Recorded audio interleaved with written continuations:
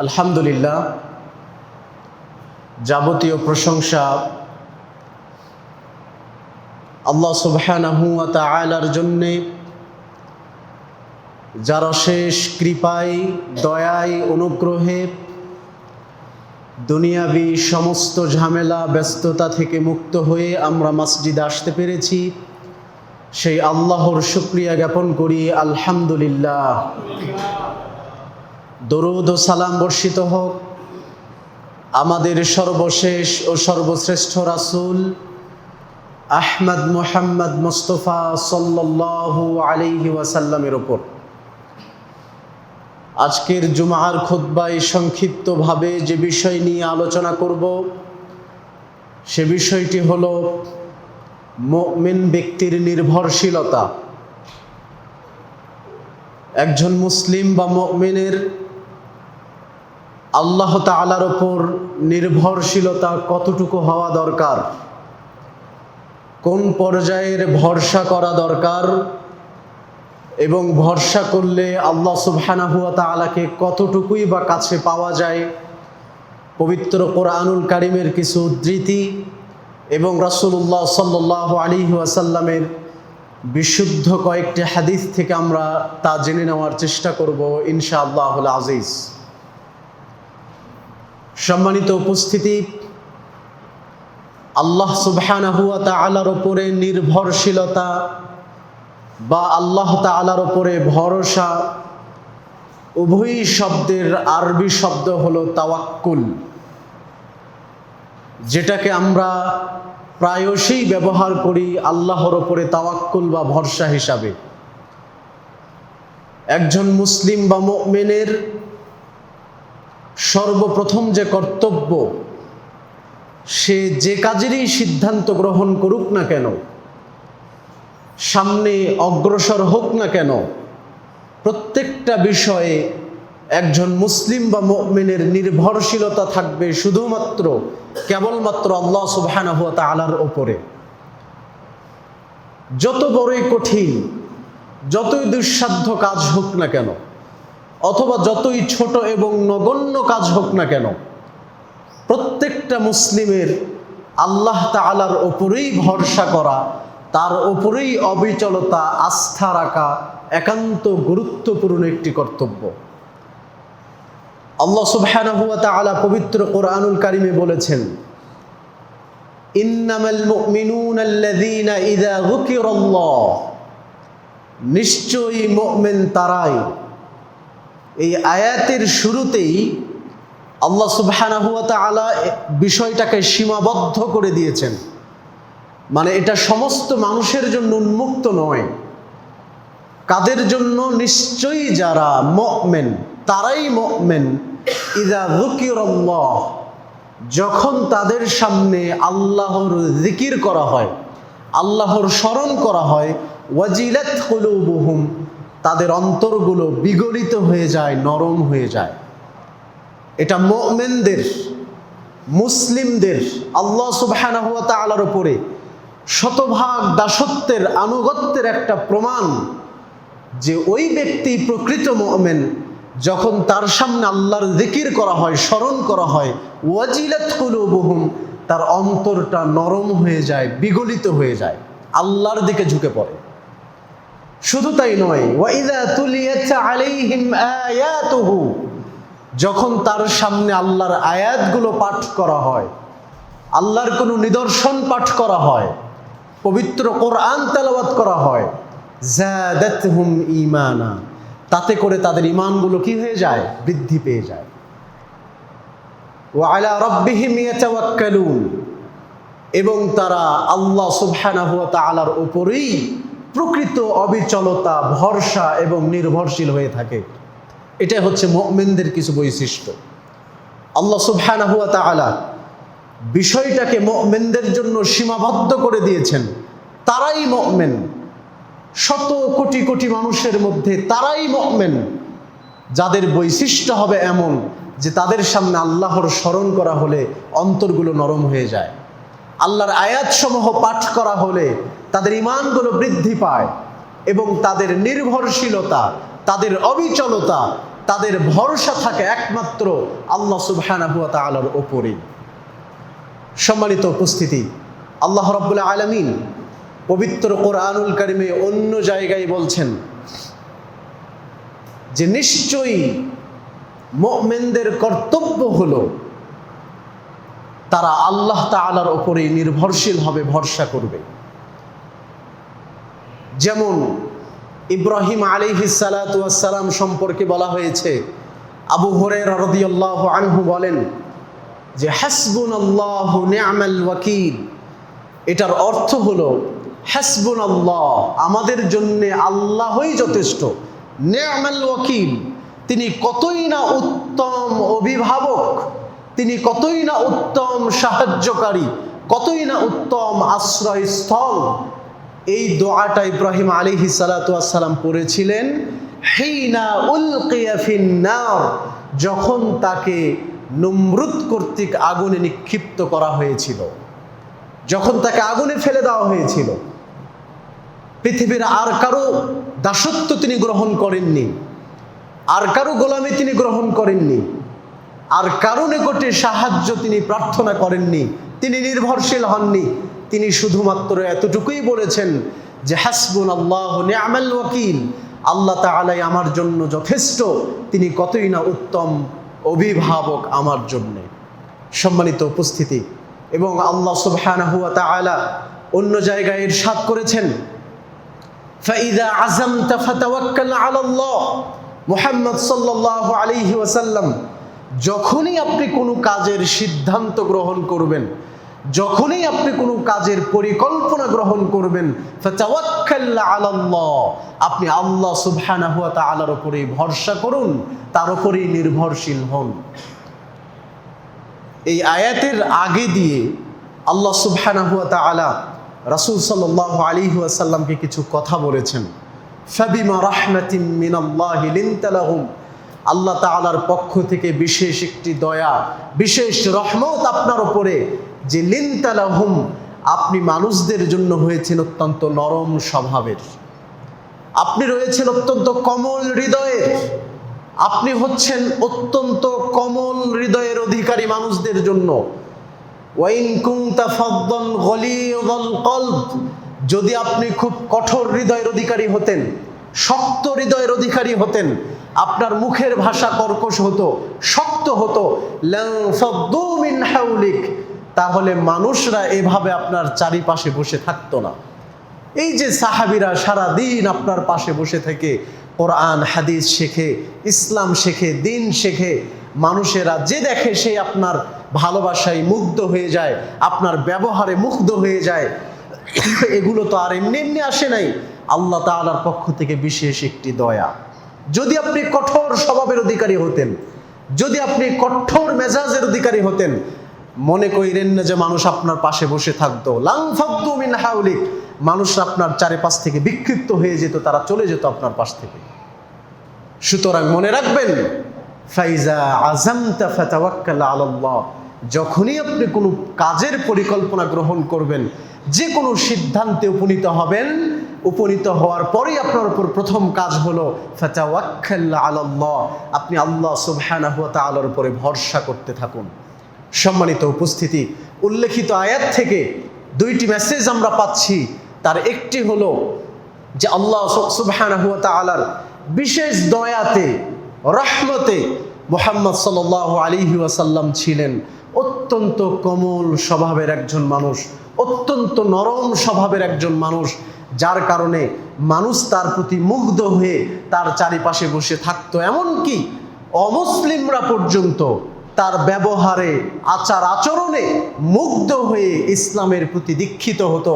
তার জলজান্ত একটি প্রমাণ সহিহ মুসলিমের একটি হাদিস।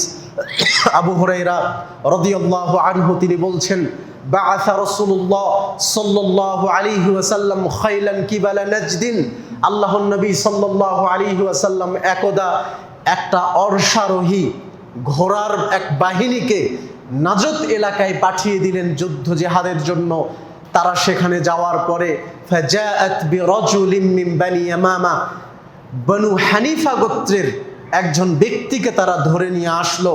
সাইয়্যিদু আহলিল ইয়ামামা, যাকে বলা হয় ইয়ামামাবাসীর সর্দার এবং নেতা, তার নাম ছিল সুমামা ইবনে উসাল রাদিয়াল্লাহু আনহু। তো সাহাবীরা বলছেন, তাকে যখন ধরে নিয়ে আসা হলো, আল্লাহর নবী সাল্লাল্লাহু আলাইহি ওয়াসাল্লাম তিনি তার আদেশেই সাহাবীরা রাবাতুহু বিসারিয়াতিন মিন সাওয়ারিল মসজিদি, মসজিদের কোনো এক খুঁটির সাথে তাকে শক্ত করে বেঁধে রাখা হলো। আল্লাহর নবী সাল্লাল্লাহু আলাইহি ওয়াসাল্লাম আসলেন, এসে তাকে জিজ্ঞেস করলেন, মাযা ইনদাকা ইয়া সুমামা, সুমামা তোমার কি খবর, ইসলাম সম্পর্কে তোমার কি ধারণা, ইসলাম গ্রহণ করতে চাচ্ছ কিনা, এ বিষয়ে আমাকে জানাও।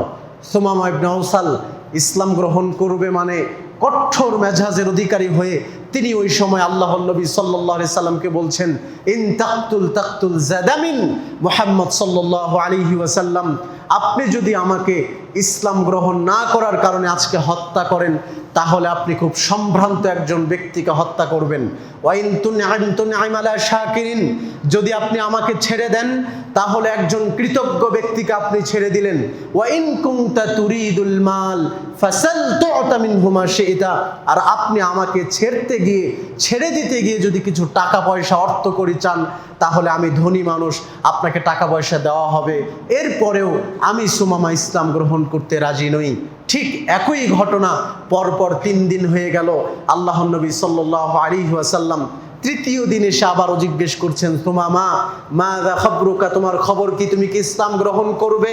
তখন তিনি বললেন, ইসলাম গ্রহণ করব মানে ইন তাকতুল জাদাম, আপনি যদি আমাকে মেরে ফেলেন, হত্যাও করেন ইসলাম গ্রহণ না করার কারণে, তাহলে মনে রাখবেন আপনি একজন সম্ভ্রান্ত দামি রক্তের মানুষকে আপনি হত্যা করলেন, কারণ আমি ইয়ামামাবাসীর, আমি একজন সর্দার, আমি একজন নেতা, অনেক সম্মানিত ব্যক্তি আমি। ওয়াইন তুনআম আলা শাকিরিন, যদি আপনি আমাকে ছেড়ে দেন তাহলে আপনার শুকরিয়া আদায় করা হবে, আপনার কৃতজ্ঞতা আদায় করা হবে। ওয়াইন কুনতা তুরিদুল মাল, ছাড়তে গিয়ে যদি কোনো টাকা পয়সা আপনি চান, ফাসাল, তাহলে চাইতে পারেন, তো আপনাকে টাকা পয়সা দেওয়া হবে, মুক্তিপণ দেওয়া হবে, এরপরে ইসলাম গ্রহণ করব না। আল্লাহর নবী সাল্লাল্লাহু আলাইহি ওয়াসাল্লামের মুখের উপরে পরপর 3 দিন যাবত যখন এই ধরনের কথা ছুড়ে দিল সুমামা ইবনে উসাল, আল্লাহর নবী সাল্লাল্লাহু আলাইহি সাল্লাম সাহাবীদেরকে নির্দেশ দিলেন, আতলিকু সুমামা, তোমরা সুমামা ইবনে উসালকে ছেড়ে দাও, একে দিয়ে আমার আর কোনো কাজ হবে না। তাকে ছেড়ে দেওয়া হলো। মসজিদের অদূরে একটা নদী ছিল, সেখানে গোসল করে এসে মসজিদে প্রবেশ করে চিৎকার করে স্বীকার করছে, আশহাদু আল্লা ইলাহা ইল্লাল্লাহ ওয়া আশহাদু আন্না মুহাম্মাদান আবদুহু ওয়া রাসূলুহু, আমি সুমামা ইবনে উসাল শাহাদাত স্বীকার করে নিচ্ছি যে আল্লাহ সুবহানাহু ওয়া তাআলা ছাড়া সত্য কোনো মাবুদ নেই, এবং আপনি মুহাম্মদ সাল্লাল্লাহু আলাইহি সাল্লাম আল্লাহর বান্দা এবং রাসূল। এই কথা স্বীকার করার পরে কিছুক্ষণ আগে যেই ব্যক্তিটা কঠোর কথা বলছিল, এই ব্যক্তিটা তার কথা পরিবর্তন করে এবার বলছে, মুহাম্মদ সাল্লাল্লাহু আলাইহি ওয়াসাল্লাম, ওয়াল্লাহি, আল্লাহর কসম করে বলছি, ইন আলাল আরদি, নিশ্চয়ই এই জমিনের উপরে, আবগাদা ইলাইয়া মিন দীনিকা, আমার নিকটে সবচেয়ে ঘৃণিত, সবচেয়ে অপছন্দনীয় ধর্ম ছিল আপনার ধর্ম ইসলাম। ফাআসবাহা দীনুকা আহাব্বাদ দীনি কুল্লিহি ইলাইয়া, আজকের পর থেকে আপনার ইসলাম ধর্ম আমার নিকটে পৃথিবীর শ্রেষ্ঠ একটি ধর্মের মধ্যে অন্তর্ভুক্ত। সুবহানাল্লাহ। এরপরে বলছে, ওয়াল্লাহি ইয়া মুহাম্মদ সাল্লাল্লাহু আলাইহি ওয়াসাল্লাম, আল্লাহর কসম করে বলছি মুহাম্মদ, নিশ্চয়ই ওয়াজহুকা আহাব্বাল বুজুহি কুল্লিহা ইলাইয়া আবগাদুল বুজু, নিশ্চয় আপনার চেহারা, আপনার এই সুরত আমার নিকটে পৃথিবীর সবচেয়ে নিকৃষ্ট চেহারা ছিল, কিন্তু আজকের ঘটনার পর থেকে পরপর 3 দিন যাবত আমি আপনাকে কঠোর হুমকি দিলাম, আপনি আমাকে কিছু না বলে ছেড়ে দিলেন, আমি আপনার এই চেহারাকে সবচেয়ে বেশি ঘৃণা করতাম, কিন্তু আজকের ঘটনার পর থেকে আপনার এই চেহারাখানা পৃথিবীর সবচাইতে শ্রেষ্ঠ চেহারা আমার নিকটে গণ্য হবে। সুবহানাল্লাহ। এরপরে বলছে, আল্লাহি ইয়া মুহাম্মদ, মুহাম্মদ সাল্লাল্লাহু আলাইহি সাল্লাম, আল্লাহর কসম করে বলছি, নিশ্চয়ই আপনার এই শহর মক্কা নগরী পৃথিবীর নিকৃষ্টতম শহরের মধ্যে আমার কাছে একটা শহর ছিল, কিন্তু আজকের ঘটনার পর থেকে আহাব্বাল বিলাদি কুল্লিহা ইলাইয়া, আপনার এই মক্কা নগরী পৃথিবীর যত শহর আছে তার মধ্যে আমার নিকটে সর্বশ্রেষ্ঠ একটি শহর হিসাবে পরিগণিত হবে। সুবহানাল্লাহ। সম্মানিত উপস্থিতি, দেখেন আল্লাহর নবী সাল্লাল্লাহু আলাইহি ওয়াসাল্লাম ভাষা দিয়ে, ব্যবহার, তার মাধুর্যতা দিয়ে, তার অমায়িকতা দিয়ে, তার সুন্দর আচরণের মাধ্যমে মানুষদের মন জয় করে নিয়েছেন। মানুষরা ইসলামের পথে দীক্ষিত হয়েছে, মানুষরা ইসলামের সুশীতল ছায়ায় আশ্রয় নিয়েছে। সুতরাং একজন মুসলিম হিসাবে, মুহাম্মদ সাল্লাল্লাহু আলাইহি সাল্লামের উম্মাত হিসাবে আমাদেরকেও ঠিক তেমনই চরিত্র, স্বভাব এবং অভ্যাসের অধিকারী হতে হবে, যার মাধ্যমে অন্য মুসলিম নিরাপত্তা লাভ করতে পারে, অন্য মুসলিম নিরাপদে থাকতে পারে, কষ্ট ছাড়াই আমার সাথে দেখা সাক্ষাৎ করতে পারে, কোনো প্রকার প্রয়োজনে খুব সহজেই আমার কাছে তার প্রয়োজনটা পেশ করতে পারে।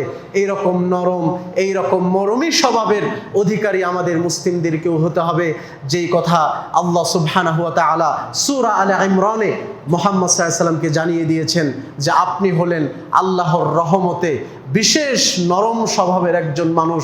যদি নরম না হতেন, মানুষ আপনার কাছ থেকে পালিয়ে চলে যেত, মানুষ আপনার কাছে ভিড়ত না। আয়েশা রাদিয়াল্লাহু তাআলা আনহার সেই বিখ্যাত হাদিস, সহিহ বুখারীর কিতাবুল ওয়াহিতে প্রথমের দিকে এই হাদিসটি এসেছে।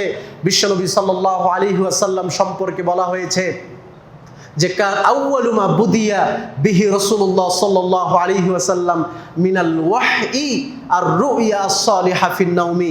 আল্লাহর নবী সাল্লাল্লাহু আলাইহি সাল্লামের উপরে সর্বপ্রথম যখন ওহী অবতীর্ণ হয়েছিল সেটা ছিল স্বপ্নযোগে, সত্য স্বপ্নযোগে। ঘুমের মধ্যে তাকে দেখানো হতো স্বপ্ন। ফামা কানা ইয়ারা রুইয়ান, যখনই তিনি কোনো স্বপ্ন দেখতেন, ইল্লা জাআত মিথলা ফালাকিস সুবহি, সেই স্বপ্নটা সকালের মতো, প্রভাতের মতো সত্য সত্যই সংগঠিত হয়ে যেত। সুবহানাল্লাহ। এটা ছিল ওহীর একটি ধরন। এরপরে আল্লাহর নবী সাল্লাল্লাহু আলাইহি সাল্লাম তিনি নির্জনতাকে পছন্দ করলেন। গারে হিরাতে তিনি নির্জনতা আঁকড়ে ধরলেন, সেখানে কিছু খাবার নিজের জন্য নিয়ে চলে যেতেন। বেশ কিছুদিন ইবাদত বন্দেগী করার পরে আবার ফিরে আসতেন খাদিজা রাদিয়াল্লাহু আনহা এর কাছে, আবার কিছু খাবার প্রস্তুত করে দেওয়া হতো, ওইটা নিয়ে তিনি আবার চলে যেতেন। এভাবে একান্তে, নীরবে, নিভৃতে তিনি ইবাদত বন্দেগীতে লিপ্ত থাকাকে পছন্দ করলেন। ঠিক এমন সময়ে যখন তার নিকটে প্রথম ওহী আসলো, তখন তিনি গারে হিরাতেই অবস্থান করছিলেন। ওহী চলে আসলো, জিব্রাইল আলাইহিস সালাতু ওয়াস সালাম ওহী নিয়ে আসলেন। এসে মুহাম্মদ সাল্লাল্লাহু আলাইহি সাল্লামকে বলছেন, ইকরা, মুহাম্মদ সাল্লাল্লাহু আলাইহি সাল্লাম আপনি পড়ুন। তখন তিনি বললেন, মা আনা বিকারিন, আমি তো পড়তে জানি না। এই কথা বলার সঙ্গে সঙ্গে তিনি বলছেন যে ওই ফেরেশতা জিব্রাইল আলাইহিস সালাতু ওয়াস সালাম ফাগাত্তানি, আমাকে সজোরে জড়িয়ে ধরলেন, চেপে ধরলেন। এমনকি হাত্তা বালাগা মিন্নি আল জাহাদা, এত জোরে চেপে ধরলেন যে আমার প্রাণ যায় যায় ভাব, কষ্ট হয় অনেক, এমন কঠোরভাবে তিনি চেপে ধরলেন। সুম্মা আরসালানি, এরপরে তিনি আমাকে ছেড়ে দিলেন। দ্বিতীয়বার আবার জিজ্ঞেস করলেন, মুহাম্মদ ইকরা, আপনি পড়ুন। আমি বললাম আমি তো পড়তে জানি না। তিনি আবারও আমাকে গত্তনি জড়িয়ে ধরলেন তার বুকের সাথে। এমন অবস্থা হলো যে আমার অনেক কষ্ট হচ্ছিল, প্রাণ যায় যায় অবস্থা। সুম্মা আরসালানি, এরপরে তিনি আবার আমাকে ছেড়ে দিলেন। তৃতীয়বার আবারও একই অবস্থা করলেন। চতুর্থবারে গিয়ে তিনি আমাকে কিছু আয়াত শুনিয়ে দিলেন, সেটা হলো ইকরা বিসমি রাব্বিকাল্লাযী খলাক, মুহাম্মদ সাল্লাল্লাহু আলাইহি ওয়াসাল্লাম আপনি পড়ুন সেই রবের নামে যিনি আপনাকে সৃষ্টি করেছেন। এখান থেকে নিয়ে কয়েকটা আয়াত নিয়ে মুহাম্মদ সাল্লাল্লাহু আলাইহি সাল্লাম ভীত সন্ত্রস্ত অবস্থায় কাঁপতে কাঁপতে তিনি তার স্ত্রী খাদিজা রাদিয়াল্লাহু আনহা এর কাছে চলে আসলেন।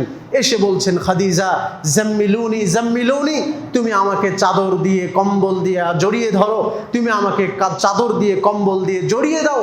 লাকাদ খাশিতু আলা নাফসি, না জানি আমার কি হয়ে যায়, আমি আমার জীবনের জন্য ভয় পেয়ে যাচ্ছি, আমার প্রাণ যায় যায় অবস্থা, আমি অনেক ভয়ে কাঁপাকাঁপি করছি, আমার অনেক কঠিন পরিস্থিতি বিরাজ করছে, তুমি আমাকে কম্বল দিয়ে জড়িয়ে ধরো, আমার শরীরের অবস্থা ভালো নয়। খাদিজা রাদিয়াল্লাহু আনহা সান্ত্বনা দেওয়ার জন্য তাকে বললেন, আল্লাহি লা ইউখজিকাল্লাহু আবাদা, মুহাম্মদ সাল্লাল্লাহু আলাইহি ওয়াসাল্লাম, আপনি কখনো নিজের জন্য আশঙ্কা করবেন না, আপনি ভয় পাবেন না।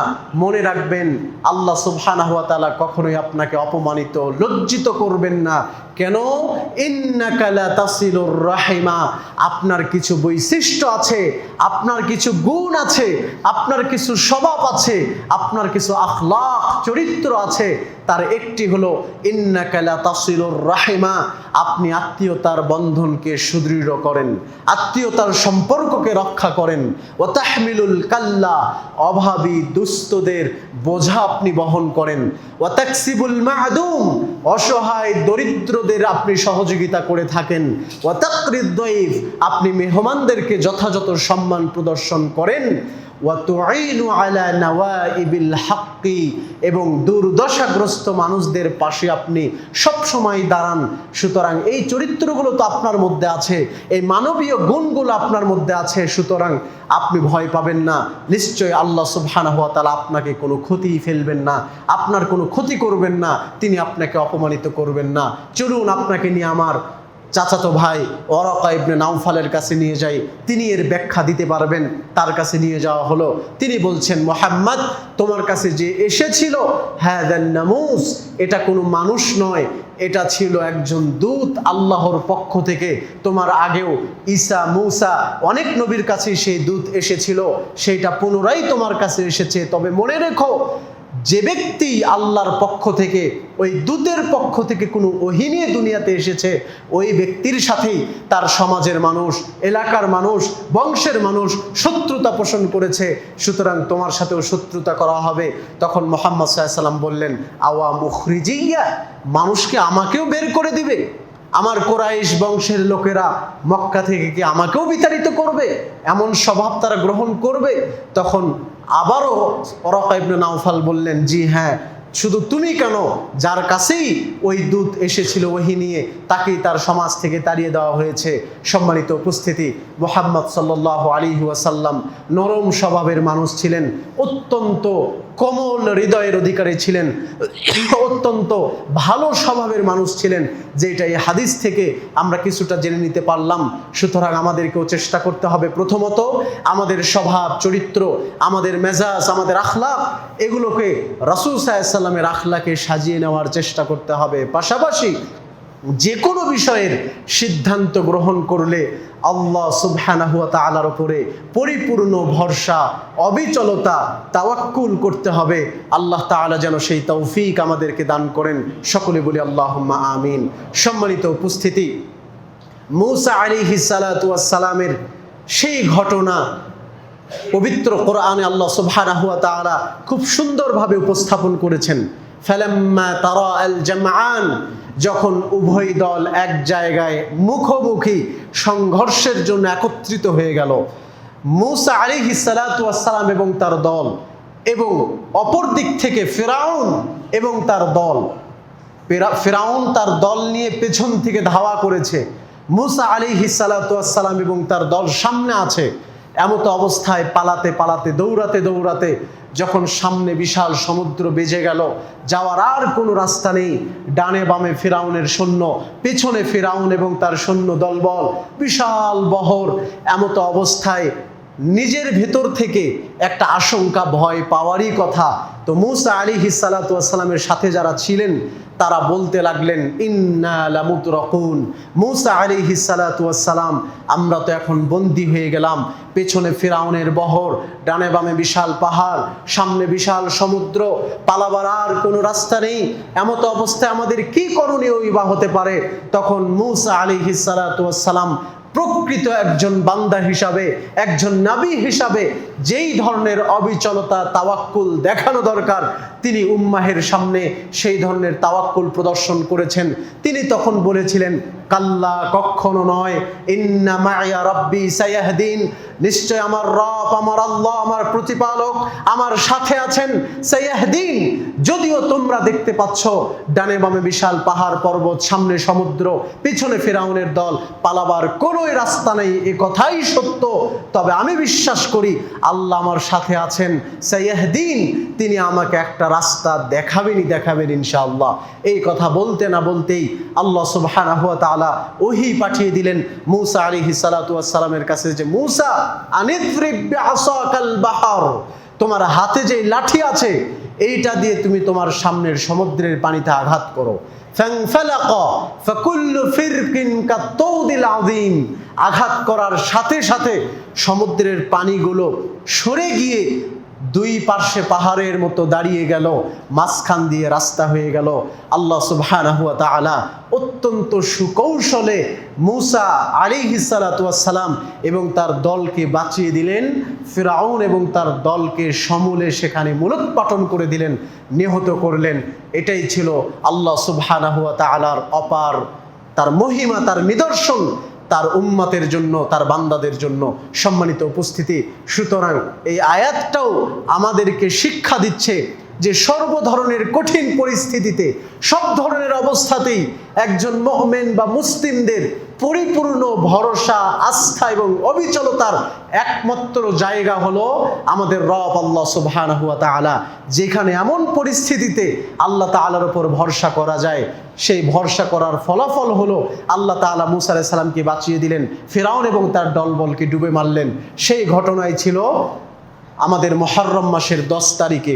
যদিও মুহররম মাসের 10 তারিখ আমাদের এই সমাজ, আমাদের এই মুসলিম রাষ্ট্রের কিছু কিছু নামধারী এবং লিবাসধারী সুন্নি এবং শিয়া কর্তৃক পালিত হয় অন্যান্য কিছু কারণ দর্শানোর পরে, যদিও এটা ঠিক নয়। শুধু আমাদের এই দেশ কেন, বিশ্বের বহু রাষ্ট্রে আমাদের উপমহাদেশ সহকারে এই 10ই মুহররমটা পালিত হয় হুসাইন ইবনে আলী রাদিয়াল্লাহু তাআলা আনহুর শাহাদাতকে কেন্দ্র করে। যদিও হুসাইন বিন আলী রাদিয়াল্লাহু তাআলা আনহুর মৃত্যুরও 50-55 বছর আগে ইসলাম পরিপূর্ণতা লাভ করেছে। বিদায় হজ্জের দিনে বিকালে আল্লাহ সুবহানাহু ওয়া তাআলা অবতীর্ণ করলেন, আল ইয়াউমা আকমালতু লাকুম দীনাকুম, আজকে আমি তোমাদের জন্য দিনকে পরিপূর্ণ করে দিলাম। ওয়া আতমামতু আলাইকুম নি'মাতি, আমার নিয়ামতকে তোমাদের জন্য উজাড় করে দিলাম। এবং রাদিতু লাকুমুল ইসলামা দীনা, দিন ইসলামকে তোমাদের জন্য আমি সন্তুষ্টি, দিন ইসলামকে তোমাদের ওপর আমি সন্তুষ্টি মনোনীত করে দিলাম। সম্মানিত উপস্থিতি, কিন্তু আমাদের সমাজ পুরোপুরি তার উল্টো। সেই দিন সরকারি ছুটি পালন করলো, সেই দিনে ঘটা করে যাবতীয় অনুষ্ঠানের নামে লক্ষ লক্ষ কোটি কোটি টাকা অপচয় করলো। সেই দিন অনুষ্ঠানের নামে হুসাইন বিন আলী রাদিয়াল্লাহু তাআলা আনহুর মিথ্যা কবর তৈরি করে ওইটা কাঁধে করে নিয়ে মিছিল, মিটিং, সমাবেশ করলো। শুধু তাই নয়, আরও নিকৃষ্টজনক ঘটনা, হুসাইন রাদিয়াল্লাহু আনহুর রূহ সেখানে হাজির হয় বলে দাবি করে তারা সেখানে সেজদা দিল, মাথাকে ঠোকরালো, এরপরে সেখানে কিছু চাইলো। এইভাবে তারা শিরকের মতো জঘন্যতম অপরাধে লিপ্ত হয়ে গেল। অথচ রাসূলুল্লাহ সাল্লাল্লাহু আলাইহি সাল্লাম বলেছেন, মান যারা কবরান বিলা মাকবুর, কোনো লাশবিহীন কবর যারা জিয়ারত করবে, সেজদা দেওয়া দূরের কথা, সেই কবরে চাওয়া তো দূরের কথা, কবরে গিয়ে মাথা ঠুকরানো তো দূরের কথা, কবরকে যে জিয়ারত করে মানুষ, কোনো লাশবিহীন কবর যদি কেউ জিয়ারত করে, রাসূলুল্লাহ সাল্লাল্লাহু আলাইহি সাল্লাম বলেছেন, ফাকান্নামা আবাদাস সনম, সে ব্যক্তি যেন স্পষ্ট মূর্তি পূজায় লিপ্ত হয়ে গেল। নাউযু বিল্লাহি মিন যালিক। সুতরাং কিভাবে একজন বিবেকবান মানুষ হিসাবে, একজন বিবেক সম্পন্ন জীব হিসাবে একজন মিথ্যা একটি কবরের কাছে আপনি সিজদা দিবেন, মিথ্যা একটা কবরের কাছে আপনি মাথা ঠোকরাবেন, মিথ্যা একটা কবরের কাছে আপনি কিছু চাইবেন, আবার দাবি করেন সেখানে হুসাইন রাদিয়াল্লাহু আনহুর রূহ হাজির হচ্ছে। কোথায় থাকলো তার কবর? আর কোথায় বাংলাদেশে আপনি তার কবর রচনা করে কাঁধে করে নিয়ে যুদ্ধের মহড়া দিচ্ছেন, মিছিল করছেন, মিটিং করছেন, রক্তের নামে লাল রং ছিটাচ্ছেন, শোক দিবসের নামে কালো পতাকা, কালো পোশাক, পায়জামা, কালো টুপি ব্যবহার করে আপনি শোক দিবস পালন করছেন, যেগুলোর সাথে ইসলাম এবং মুসলিমের কোনোই সম্পর্ক নেই।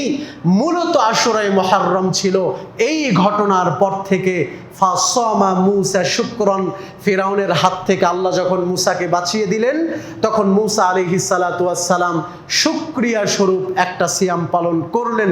সেটা ছিল এই 10ই মুহররমের সিয়াম।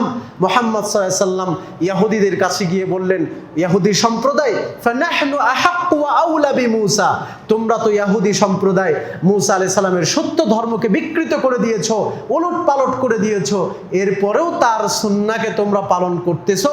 সুতরাং মনে রেখো, ফানাহনু আহাক্কু, আমি মুহাম্মদ সাল্লাল্লাহু আলাইহি সাল্লাম মুসার একজন ভাই, তার মতো একজন নবী, সুতরাং আমি সবচেয়ে বেশি হকদার মুসার এই সুন্নাতকে চালু রাখার।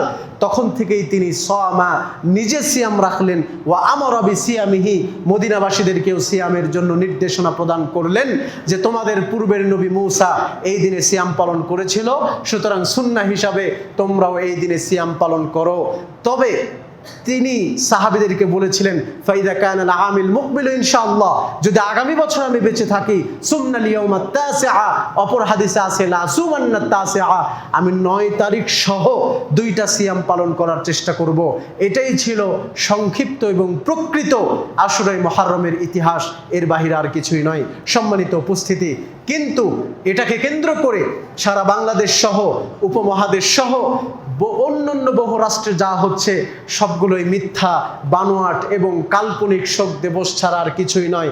হুসাইন বিন আলী রাদিয়াল্লাহু তাআলা আনহু এর আগেও অনেক জালিলুল কদর সাহাবীরা শহীদ হয়েছিলেন। ওমর ইবনুল খাত্তাব রাদিয়াল্লাহু আনহুকে ফজরের জামাতে নির্মমভাবে শহীদ করা হয়েছিল। এরপরে আলী রাদিয়াল্লাহু আনহুকে ফজরের জামাতে যাওয়ার পথে আতর্কিত হামলার মাধ্যমে শহীদ করা হয়েছিল।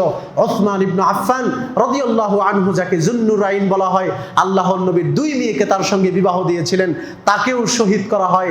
কোরআন তেলাওয়াত করা অবস্থায় নির্মমভাবে হজ্জের মৌসুমে হত্যা করা হয়। আবু বকর রাদিয়াল্লাহু আনহু, তিনিও মারা গিয়েছিলেন। তলহা, জুবাইর রাদিয়াল্লাহু আনহুম, তারাও যুদ্ধের ময়দানে আল্লাহর নবীকে সেভ করতে গিয়ে শত শত তরবারি এবং ছুরির আঘাত সহ্য করে তারাও যুদ্ধের ময়দানে নিহত হয়েছিলেন। যাদের নিহত হওয়ার পরে আল্লাহর নবী মসজিদে নববীতে গালে হাত দিয়ে বসে পড়েছিলেন, চিন্তায় পড়ে গিয়েছিলেন। এমন ব্যক্তিরাও তো শহীদ হয়েছে। তাদের শাহাদাতকে কেন্দ্র করে কখনো তো কোনো শোক দিবস পালিত হয় না, কখনো তো কোনো বিজয় উল্লাস করা হয় না, কখনো তো কোনো বন্ধ সরকারি ছুটি পালিত হয় না।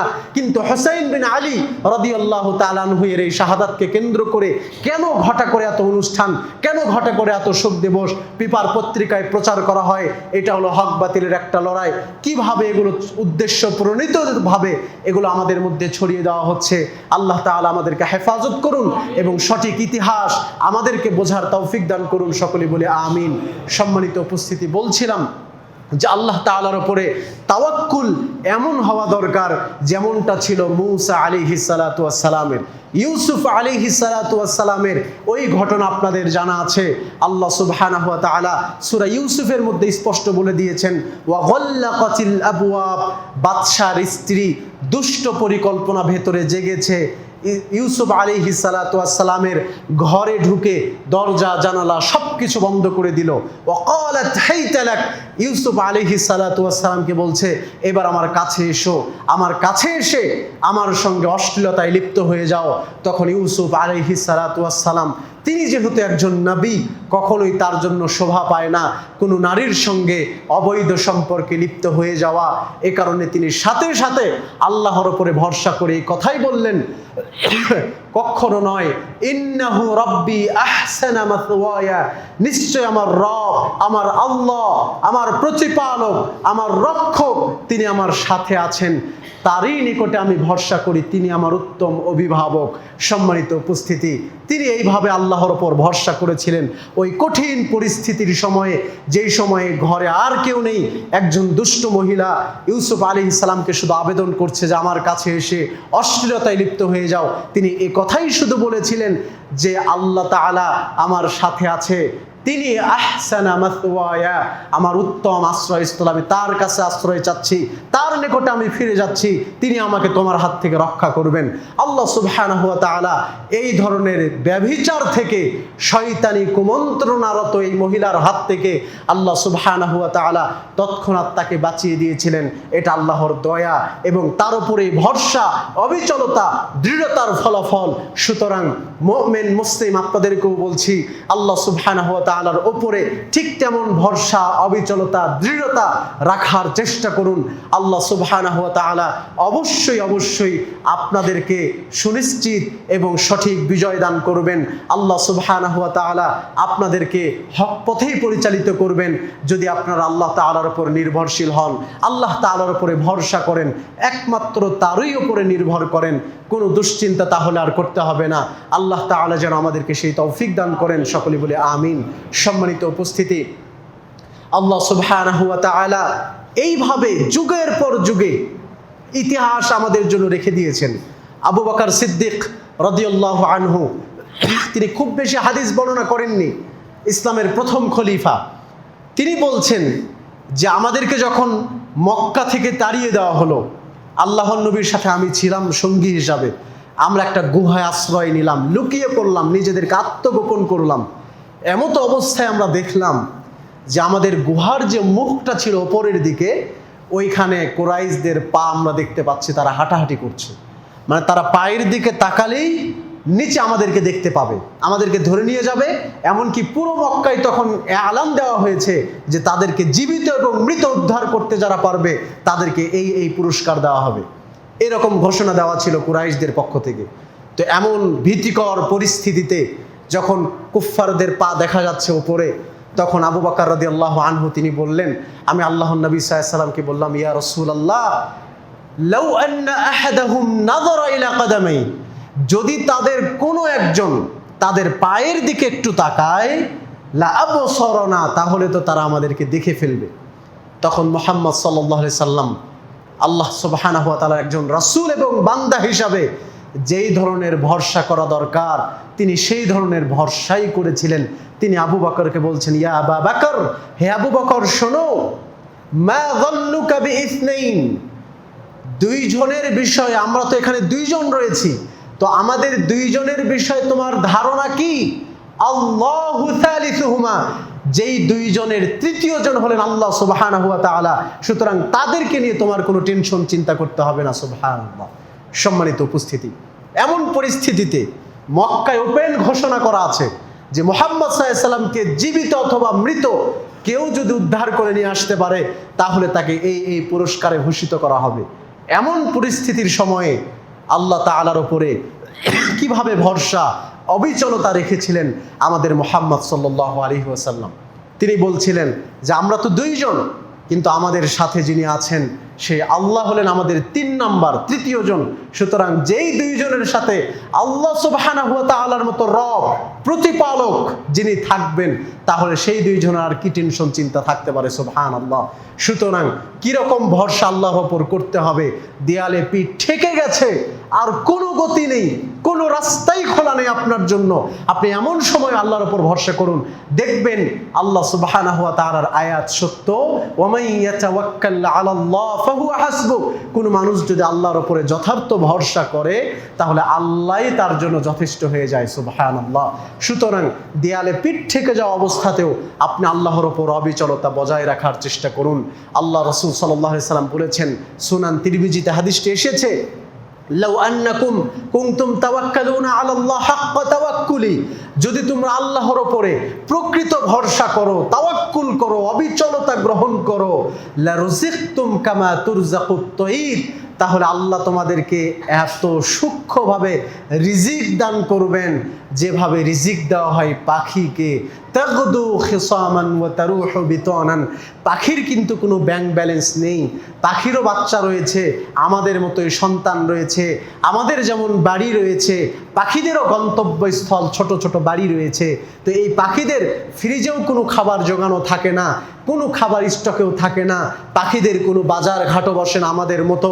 কিন্তু এইরকম অনিশ্চিত একটা জীবন, সকালবেলা কিচিরমিচির করতে করতে বাড়ি থেকে বের হয়। রাসূল সাল্লাল্লাহু আলাইহি ওয়াসাল্লাম বলছেন এই কথাগুলো, যে সকালবেলা তার জন্য কোনো গন্তব্য নাই, কোনো বাজার ঘাট নাই আমাদের মতো, এরপরেও কিচিরমিচির করতে করতে সকালে বের হয় খালি পেটে। ওয়াতারুহু বিতানা, সন্ধ্যাবেলায় বাড়িতে খাবার নিয়ে পরিপূর্ণ পরিতৃপ্তিতে তাদের সন্তানদের জন্য খাবার নিয়ে বাড়িতে ফেরে।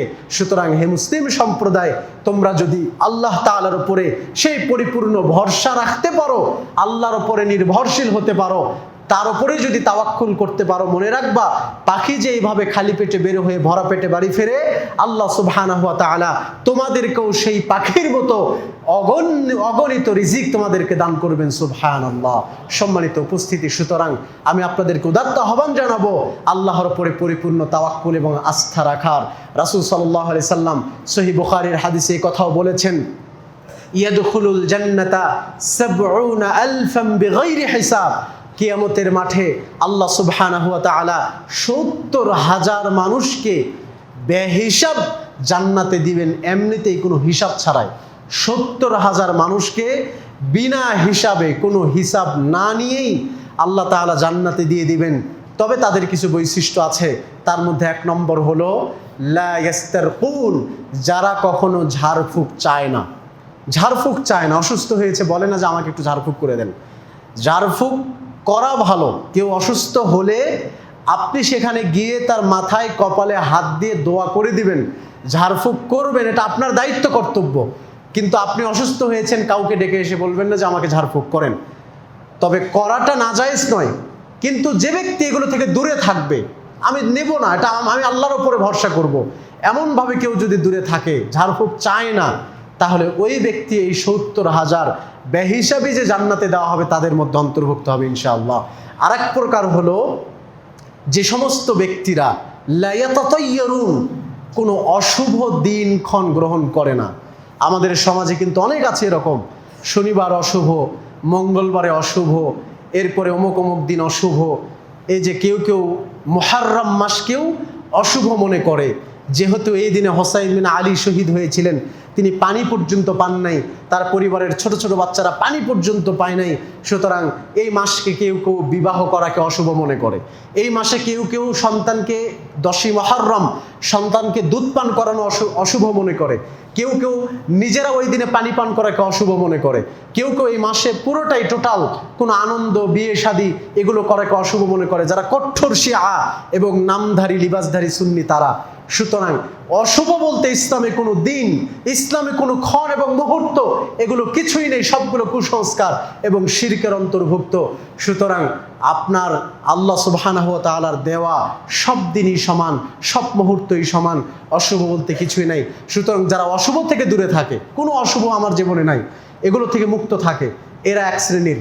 আর তৃতীয় নাম্বার হলো যারা আল্লাহ তাআলার উপরে পূর্ণ ভরসা রাখে, যা হবে হবে, আমি আল্লাহ তাআলার উপর ভরসা করলাম, আল্লাহ তাআলার উপরে তাওয়াক্কুল করলাম, তিনি ছাড়া আমার কোনো গতি নেই, তিনি ছাড়া আমার কোনো গত্যন্তর নেই, রাস্তা নেই। এভাবে যারা আল্লাহর উপরে পূর্ণ ভরসা করবে, আল্লাহ সুবহানাহু ওয়া তাআলা এই 3 শ্রেণীর ব্যক্তিকে ওই ৭০,০০০ মানুষের মধ্যে কাতারে ফেলবেন, যদি ঈমান ঠিক থাকে, যে যাদেরকে বিনা হিসাব আল্লাহ তাআলা জান্নাতে প্রবেশ করাবেন ইনশাআল্লাহ। আল্লাহ তাআলা যেন আমাদেরকে সে ধরনের মন মানসিকতার এবং সেই ধরনের মুসলিমের অন্তর্ভুক্ত করেন, যাতে করে আমরাও তাদের দলভুক্ত হয়ে বিনা হিসাবেই জান্নাতে প্রবেশ করতে পারি। আল্লাহ তাআলা যেন আমাদের হিসাবকে সহজ করেন, সকলে বলে আমিন। সম্মানিত উপস্থিতি, আলোচনার সারমর্ম এটাই দাঁড়ালো যে আমাদেরকে যে কোনো পরিস্থিতিতে, যে কোনো অবস্থাতেই আল্লাহ সুবহানাহু ওয়া তাআলার উপরে তাওয়াক্কুল, ভরসা, আস্থা, অবিচলতা, নির্ভরশীলতা, আপনি যেটাই বলুন না কেন এটা কিন্তু রাখতে হবে। আপনি আল্লাহর উপর ভরসা করুন, জীবনের প্রতিটি পদক্ষেপে, প্রতিটি সিদ্ধান্ত গ্রহণ করার পরে আল্লাহ তাআলার উপরে ভরসা করার চেষ্টা করুন, তার নিকটে সাহায্য প্রার্থনা করার চেষ্টা করুন। আল্লাহ তাআলা তাহলেই আপনার যাবতীয় আশা আকাঙ্ক্ষাগুলো পূরণ করবেন। আপনার ভরসা, আপনার নির্ভরশীলতা অনুযায়ী তিনি আপনাকে প্রাপ্তি দান করবেন। আল্লাহ তাআলা আমাদেরকে সেই অনুযায়ী চলার তৌফিক দান করুন, সকলেই বলে আমিন। বারাকাল্লাহু লানা ওয়া লাকুম ফিল কুরআনিল আযীম। العظيم ونفعني إياكم بالآيات والذكر الحكيم. أقول قولي هذا أستغفر الله لي ولكم ولسائر المسلمين فاستغفروا إنه هو الغفور الرحيم.